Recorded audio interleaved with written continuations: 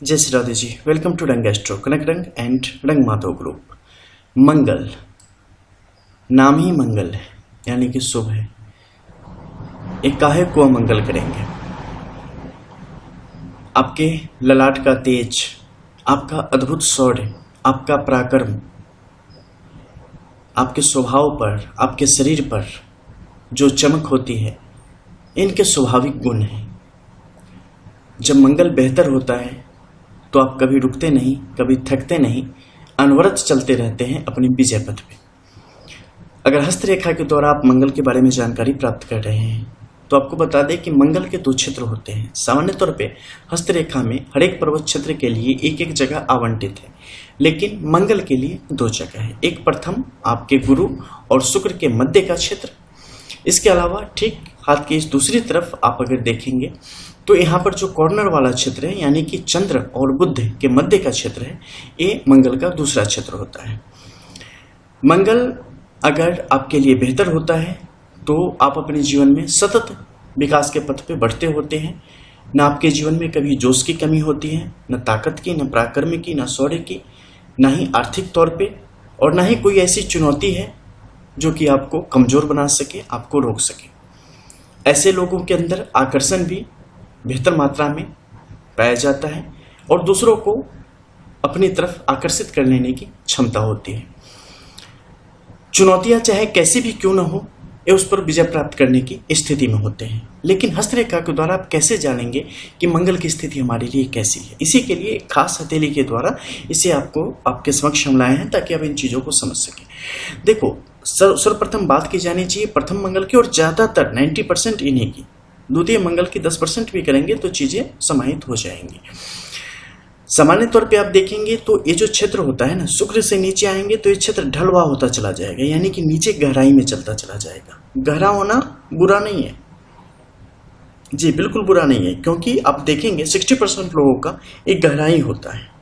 लेकिन गहरे में भी बल कितना है, बेस कैसा है, ये देखना महत्वपूर्ण होता है। क्योंकि यहाँ से बाहर की तरफ जाती हुई रेखाएं कितनी हैं और अस्थाई टेम्पररी लाइंस कितनी है, कैसी हैं, किस प्रकार की हैं, उसके आधार पे इसके आकलन तक आप जा सकते हैं।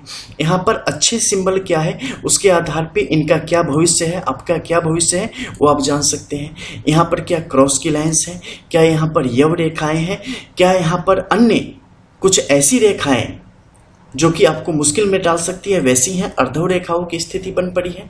क्या यहाँ पर कुछ ऐसी बेढंगी रेखाओं की स्थिति बन पड़ी है जो कि एक खास सिंबल में परिवर्तित न होके खरपतवार के रूप में यहाँ पर मौजूद है, जो कि हमारे लिए इनेमी सिंबल का काम कर रही है। क्या पर्वत क्षेत्र को बीचों बीच काटने का कोई रेखा काम कर रही है? अगर यहाँ पर कुछ ऐसी बुरे सिंबल्स होंगे तो आपके लिए परेशानियों को बढ़ाएंगे। ये मंगल की कमजोरी को दर्शाने का काम करते हैं। इनेमी सिंबल क्या होते हैं? जैसे कि मान लो ये मंगल आपकी बॉडी हो गई, ठीक है, और इनेमी सिंबल हो गया ब्लड प्रेशर, डायबिटीज, कैंसर, जितने भी बुरी बुरी बीमारियां हैं, बुरी बुरी आदतें हैं, बुरे बुरे आपके जो कारनामे होते हैं, बुरी संगत होती है, बुरी सोच होती है, ये सब हैं बुरे सिंबल। ये आपको कभी अच्छा नहीं होने देंगे। वहीं पर अगर मंगल आपका शरीर है और यहाँ पर त्रिभुज की स्थिति है, यानी कि व्यक्ति बड़ा प्रबुद्ध है, पढ़ा लिखा है, व्यक्ति ज्ञानी है, यहाँ पे आपके लिए कुछ ऐसे सिंबल है जैसे सूर्य का चिन्ह यहाँ पर उपस्थित हो गया, यानी कि व्यक्ति सुसंस्कारी है, चीज़ों को समझता है, सही तरीके से चीज़ों को देखता है, एक अच्छे पद का अधिकारी है, अच्छे काम करता है, लोगों के लिए बेहतर करता है। यहाँ पर त्रिशूल के जैसी स्थिति आ गई। व्यक्ति अपने काम से मतलब रखता है, व्यक्ति पराक्रम के साथ साथ आध्यात्मिक तौर पर भी उन्नति की तरफ बढ़ रहा है। जो व्यक्ति अपने कार्य क्षेत्र में काफी निपुण है, जो भी करता है बड़े तरीके से करता है, व्यक्ति के अंदर ईमानदारी है, व्यक्ति कभी किसी का बुरा नहीं करता, किसी को छूता तक नहीं, ठीक है। तो इस तरीके से आपके श्रृंगार हो गए, ये आपके आभूषण हो गए, ठीक है। तो यहाँ पर जैसे ही अगर कुछ बुरे सिंबल आएंगे तो इसके प्रभाव को कमजोर करेंगे। वहीं पर अगर यहाँ पर त्रिशूल की, ट्राइडेंट की, ट्रायंगल की स्थिति बन रही है, स्क्वायर की स्थिति बन रही है, तो ये आपके लिए शुभ है। तो अलंकार यहाँ पर शुभ है। अब देखना होगा कि बेस कैसा है, जो कि प्रथम हमने बात करी है। बेस देखने के लिए आपको देखना पड़ेगा इनर लाइन्स को, यानी इनर लाइन कौन सा होता है, जैसे देखो मेन रेखाएं हैं, थंब इंप्रेशन में जो उभर के आता है ना स्याही पे, वही होती है इनर लाइन्स। इनर लाइन्स का यहाँ पर कैसा घुमाव है वो अगर अंदर ही अंदर घूम रही है तो अच्छी है, गुरु के क्षेत्र की तरफ जा रही है तो अच्छी है। अगर यहाँ से लंबा हो के आगे की तरफ बढ़ रही है और खास के सन की तरफ और बुध की तरफ अगर जा रही है तो समझो कि वहां पे कहीं ना कहीं इशूज है, वो आपको इधर उधर ही घुमा के रखने वाले हैं, तो उस पर गौर करना चाहिए। अब इस हाथ के अकॉर्डिंग अगर हम बताते हैं तो यहाँ पे देखो इसमें कुछ खास है। खास क्या है, तो शुक्र की जो स्थिति है बिल्कुल इसी उभार में यहाँ पर मंगल का एक क्षेत्र भी है, ठीक है, इसके बराबर में उभार है, यानी कि अंदर की तरफ धंसा हुआ नहीं है, इस स्वाभाविक तौर पे एक बेहतर स्थिति में है एक उभार के साथ। ये अस्वस्थ उभार भी नहीं है। देखो अति सर्वत्र वर्जते, यानी बहुत निम्न है वो भी आपके लिए बुरा होता है, बहुत उच्च है वो भी आपके लिए बुरा होता है, क्योंकि दोनों परिस्थिति में एक जगह बहुत स्लो हो जाएगा, एक जगह बहुत फास्ट हो जाएगा, जबकि जिंदगी जीने के लिए आपको एक मीठी स्पीड चाहिए, ठीक है। तो यहाँ पर क्या है कि मीठी स्पीड है बिल्कुल। ऐसे में क्या होगा कि व्यक्ति के अंदर सही मात्रा में पराक्रम, सही मात्रा में शौर्य, सही मात्रा में तेज, सही मात्रा में कब कैसा रिस्क उठाना है, कब किस तरीके से आगे बढ़ना है, इसका समन्वय होता है, समावेश होता है, जो कि सही तरीके से कार्य करता है और व्यक्ति को सही समय पर सही निर्णय लेने की क्षमता उनके अंदर पैदा करता है। जब भी ऐसा उभार हो, यानी कि एक सामान्य से बहुत ज्यादा गड्ढा ना हो, एक बेहतर उभार हो और यहाँ पर कुछ अच्छे सिंबल्स हो, ऐसे लोग किसी भी चुनौती से निपट लेंगे, आगे की तरफ बढ़ेंगे, निराशा कभी इनके ऊपर हावी नहीं होगी, ताकत यानी कि एनर्जी हमेशा प्रोड्यूस होती ही रहेगी। जीवन का जो बेस होता है ना, लाइफ का बेस आधार, वो हमेशा मजबूत बना रहता है, काफी स्ट्रांग होता है। कारोबारी क्षेत्र में सफलता इनके लिए बेहतर होती है, आकर्षण तो इनके अंदर बना ही रहता है। किसी भी प्रकार की लाइलाज बीमारियां जो होती है ना, वो इन्हें नहीं छू सकती है, वो इन्हें नहीं पकड़ती है।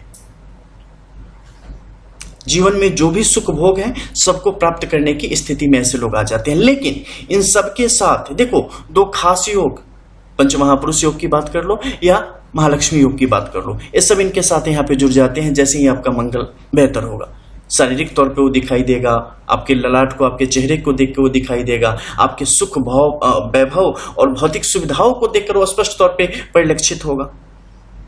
ये व्यक्ति कभी नीचे हो ही नहीं सकता है।